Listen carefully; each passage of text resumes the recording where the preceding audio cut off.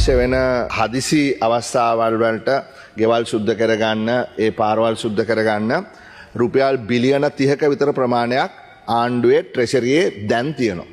තවත් රුපියල් බිලියන 20ක් විතර වෙන තැන් වලින් ගන්න පුළුවන්. රුපියල් බිලියන 50ක් විතර ඊළඟ සති 4 වියදම් කරන්න හැකියාවක් තියෙනවා. ඉතින් ඒ නිසා රජයට අවශ්‍ය සියලුම මුදල් තියෙනවා. ඒ නිසා කිසිම එක්ස්කියුස් එකක් නැහැ. මුදල් නොගෙවා ඉන්න සර්කියුලර්ස් හරි ගස්ස ගන්න. අවම මාසේ රුපියල් 50000ක්වත් ගෙවන්න පුළුවන්. රුපියල් 25000ක් ගෙවනවයි කියලා කිව්වා. ඒ ඉන්ෆ්ලේෂන් එකත් එක්ක ඒකෙන් මුත් කරගන්න පුළුවන්ද කියලා මම දන්නේ නැහැ.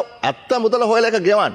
IMF එක එග්‍රීමන්ට් එක තිබුණාට පබ්ලික් ෆයිනෑන්ස් මැනේජ්මන්ට් යටතේ අපිට පුළුවන්කම තියෙනවා එන අවුරුද්දේ තවත් අවශ්‍ය ප්‍රමාණය වියදම් කරන්න.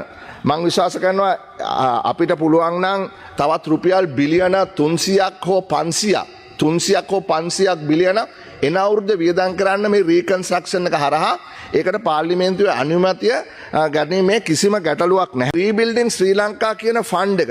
එහෙම ෆන්ඩ් එකක් හදන්න හැකියාවක් නැහැ පාර්ලිමේන්තුවේ අනුමැතියක් නැතුව. මොකද අපේ ව්‍යවස්ථාවේ තියෙනවා 148 රටට ලැබෙන සියලුම මුදල් සහ රට විසින් වියදම් කරන සියලුම මුදල් වලට බලය තියෙන්නේ සම්පූර්ණ බලය තියෙන්නේ මේ පාර්ලිමේන්තුවට. ෆන්ඩ්ස් තුනයි තියෙන්නේ. එකක් කොන්සොලිඩේටඩ් ෆන්ඩ් එක, අනිත් එක තමයි ප්‍රෙසිඩෙන්ෂල් ෆන්ඩ් එක, අනිත් ඒවා තමයි ඔය හදන ස්ටැටියුටරි ෆන්ඩ්. ඕන විදිහට ස්ටැටියුටරි ෆන්ඩ් හදන්න බෑ. ස්ටැටියුටරි ෆන්ඩ් නොවන අනිත් ෆන්ඩ්ස් තියෙනවා නම් PFM ෆන්ඩ් එකෙන් ඒව ඔක්කොම අහෝසි වෙලා යනවා. මේ පත් කරලා තියෙන කට්ටිය පිළිබඳව මම කතා කරන්න යන්නේ නැහැ දැන්. නමුත් මේ ෆන්ඩ් එකක් හදලා නැහැ. එම ෆන්ඩ් එකක් නැහැ. අමතක කරන්න එපා. හම්බ වෙන හැම සතේම වියදම් කරන හැම සතේටම වග කියන්න ඕනේ මේ ඔබලා සහ අපි මේ පාර්ලිමේන්තුව. එළිය කට්ටියට කරන්න බෑ.